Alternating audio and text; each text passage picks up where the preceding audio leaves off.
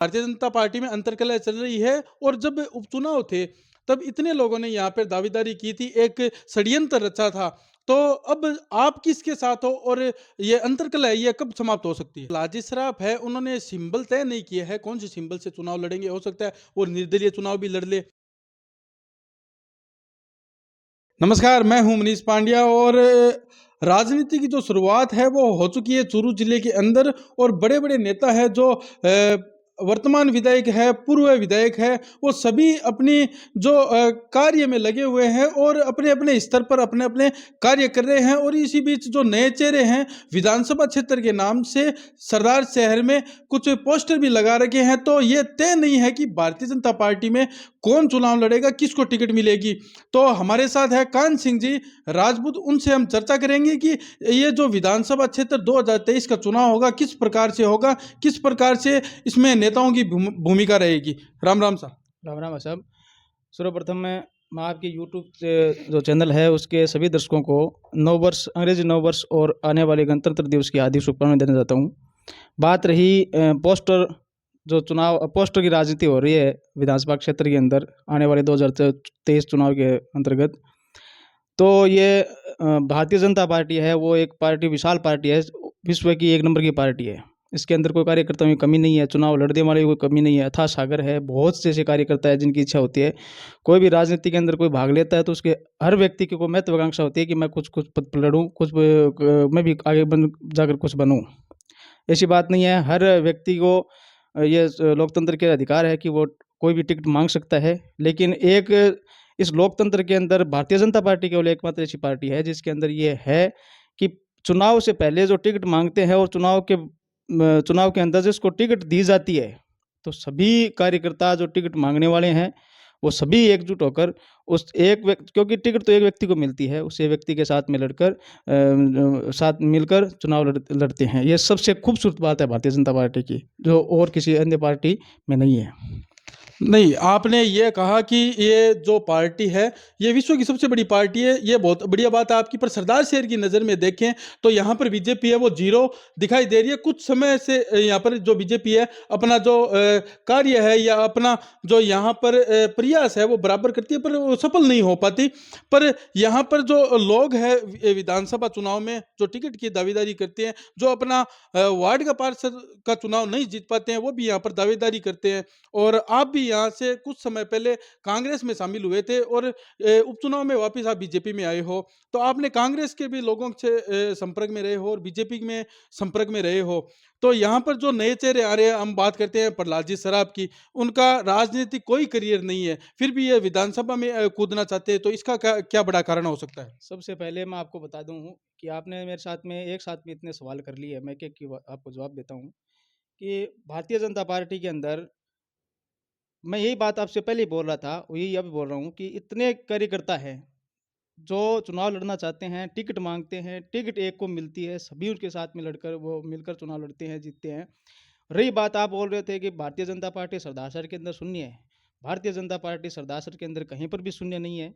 लोकसभा की बात नहीं, नहीं, यहाँ बात सुनो, सुनिए, इसलिए मैं कह रहा हूँ, यहाँ पर भारतीय जनता पार्टी है 2008 में एक चुनाव जीता था और जनता ये बताती कि वो कोई कारणवश चुनाव, जो अशोक जी पिंचा वो चुनाव जीत गए थे, बाकी यहाँ से भंवरलाल जी शर्मा ही चुनाव जीते जाते हैं और उनके व्यक्तिगत वोट यहाँ पर बताए जाते हैं।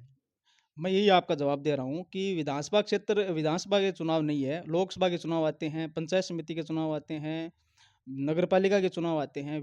लोकसभा चुनाव के अंदर जिले के अंदर 8 विधानसभाएँ हमारे चूरू जिले में लगती है। उन 8 विधानसभा को आप उठाकर देखोगे तो नौर भादरा के बाद में बीजेपी सरदार सर क्षेत्र के अंदर सबसे बड़ी लीड लेकर आती है। अभी इस बार लगभग 57,000 वोटों से बीजेपी लीड देकर यहाँ से लोकसभा प्रत्याशी हमारे राहुल जी कसवां जीते थे। और नगर पालिका के अंदर पिछले कार्यकाल के अंदर बोर्ड बीजेपी का था। इस बार भी 23 यहाँ पर पार्षद जीते हैं।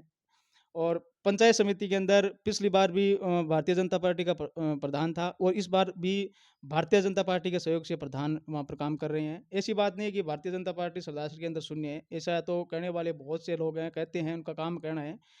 इस बार जो चुनाव हुआ उपचुनाव के अंदर, उसके अंदर भी हम देख रहे थे कि इतना सरकार, इतने मंत्री आ गए, गली-गली अंदर के मंत्री हो गए, मुख्यमंत्री का 3 बार का दौरा होना, पूरी सरकार की जो सरकारी मशीनरी है उसका दुरुपयोग करना, उसके बाद में भी जो बीजेपी को यहाँ पर 3 नंबर का दावा कर रहे थे, बीजेपी 3 नंबर रहेगी, आरएलपी की यहाँ पर थोड़ा परफॉर्मेंस अच्छा रहता, उसी का कारण रहा। तो फिर भी भारतीय जनता पार्टी 2 नंबर पर रही और 65,000 वोट यहाँ पर भारतीय जनता पार्टी को मिले, कहीं कोई कमजोरी नहीं है।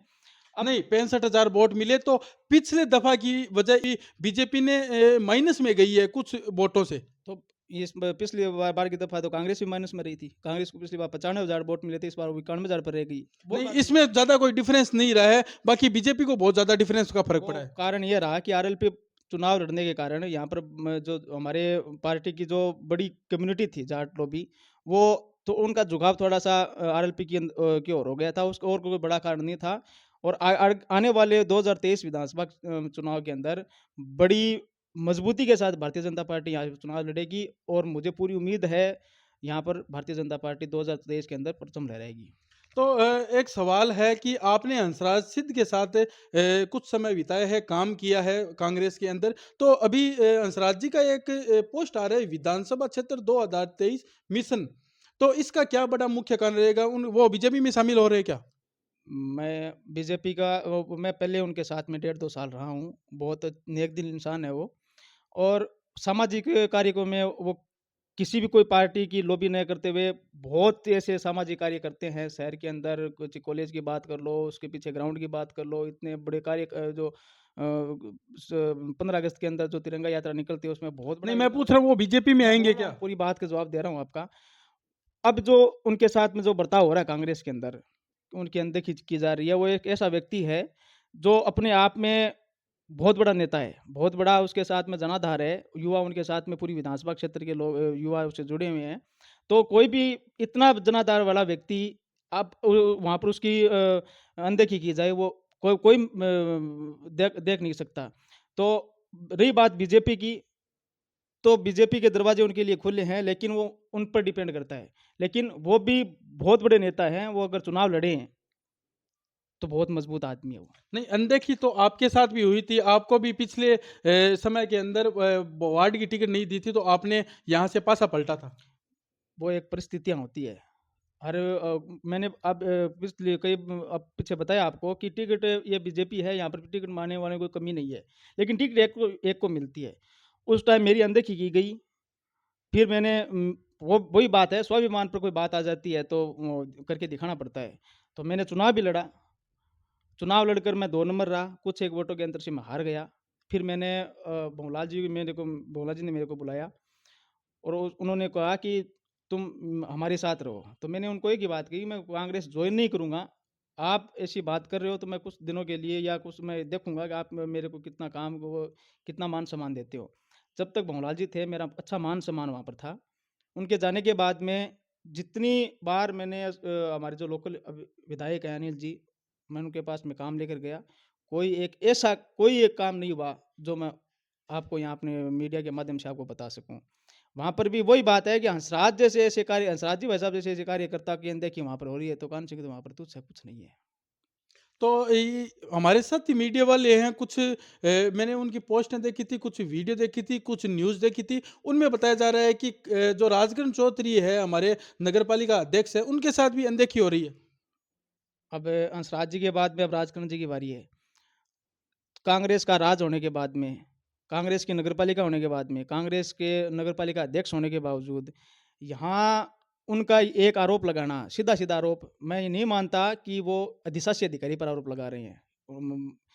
वो सीधा-सीधा आरोप है हवेली पर, अनिल जी शर्मा पर, क्योंकि कोई अधिकारी यहाँ पर आज लोकल अधिकारी किसी भी विभाग में कोई आता है, तो वो लोकल जो एमएलए होता है उसकी डिज़ायर से आता है, क्योंकि उनकी गवर्नमेंट है। लोकल एमएलए की डिज़ायर से यहाँ पर आता है। वो अगर इस प्रकार की तानाशाही अकेले दम पर अधिशासी अधिकारी की इतनी हिम्मत नहीं पड़ती कि वो अकेले दम पर वो इतनी तानाशाही कर सके, नगरपालिका अध्यक्ष को दरकिनार कर सके। वो सीधा-सीधा हवेली पर और उनके कुछ एक पार्षदों के साथ में मिल-जुल कर ऐसे काम कर रहे हैं, जो नगरपालिका अध्यक्ष को नीचा दिखाने का काम कर रहे हैं। नगरपालिका अध्यक्ष भी बहुत संजीदा आदमी हैं। वो राजनीति के बड़े खिलाड़ी हैं, उनके पिता भी यहाँ पर चेयरमैन रहे हैं, उनका परिवार है, वो राजनीति से जुड़ा हुआ परिवार है, वो भी स्वाभिमानी व्यक्ति हैं। वो भी इस बात को मीडिया के माध्यम से प्रेस वार्ता में कह चुके हैं। सीधा-सीधा तो वो नहीं कह सकते कि वो पार्टी से बंधे हुए हैं। वो इनडायरेक्ट वो कह चुके हैं कि मेरी यहाँ पर अनदेखी हो रही है, ये मैं बर्दाश्त नहीं करूँगा। कुछ एक दिनों में आपको ट्रेलर भी आपके सामने आ जाएगी, वो क्या करने वाले हैं।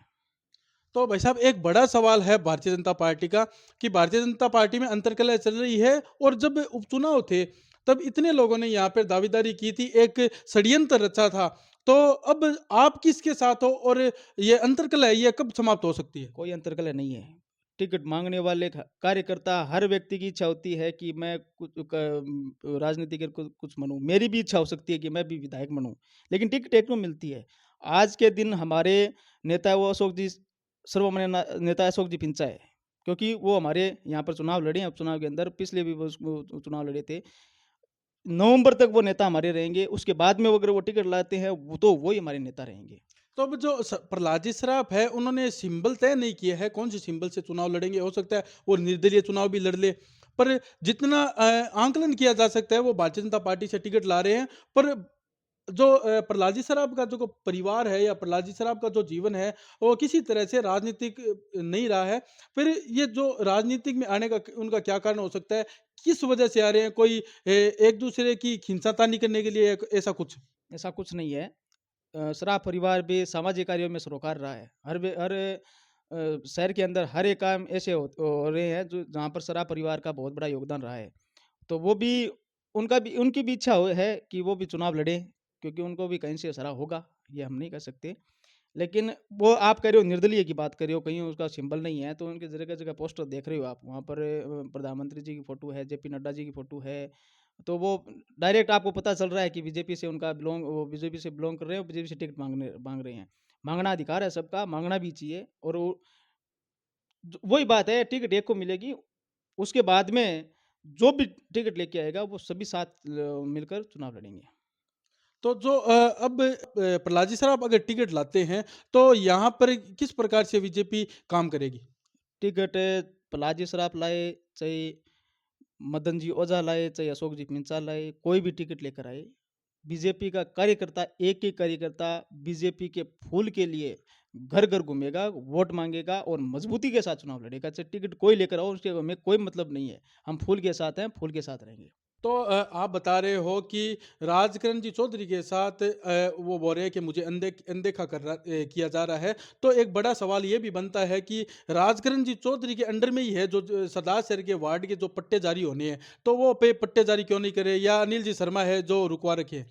देखो, राजकरण जी चौधरी एक ऐसे नेता हैं जो पट्टों के मामले में, क्योंकि इस गवर्नमेंट की ये योजना है कि प्रशासन शहरों के संग कि प्रत्येक परिवार को पट्टे आवंटित किए जाए ताकि उनको अपना अधिकार मिल सके। तो राजकरण जी चौधरी है वो किसी कोई पार्टीबाजी न करके हर व्यक्ति को, हर एक उस गरीब व्यक्ति को पट्टा देना चाहते हैं जो पट्टे से वंचित पिछले कार्यकालों में रहे हैं। ये काम है जो उनके आला नेता हैं उनको हजम नहीं हो रहा है। इसलिए पट्टों का काम है रोका जा रहा है। चुनाव के बाद में ऐसी बहुत सी तारीखें बता दी, 2, 4, 8, 10, 15, 16 भी तारीख बता दी है कि 16 तारीख को कैंप लगेंगे। अभी तक कोई कैंप का आयोजन नहीं किया है। और ये कारण है क्योंकि ये उनमें कोई पार्टीबाजी नहीं कर रहे हैं चेयरमैन। अब और सामने जो है आला कमान उनका, वो कह रहा है कि कांग्रेस के लोगों को ज़्यादा से ज़्यादा पट्टे दो, बीजेपी को वो इसके चेयरमैन साहब के है नहीं। इसलिए यहाँ कैंप नहीं लग रहे हैं। जनता ठोकर खाती फिर रही है नगर पालिका के अंदर। आज भी आप जाकर जाते वक़्त सर्वे कर लेना, कम से कम आपको 20 लोग ऐसे मिलेंगे जो अपनी फाइलों के लिए चक्कर नहीं काट रहे हैं वहाँ पर नगर पालिका के अंदर। पट्टे किसी को दिए नहीं जा रहे हैं, लोग दर-दर की ठोकरें खा रहे हैं। समय रहते अगर ये चेते नहीं, तो 2023 जो आ गया है, 2012वें महीने के अंदर चुनाव है, कांग्रेस को मुँह तोड़ जवाब देगी जनता।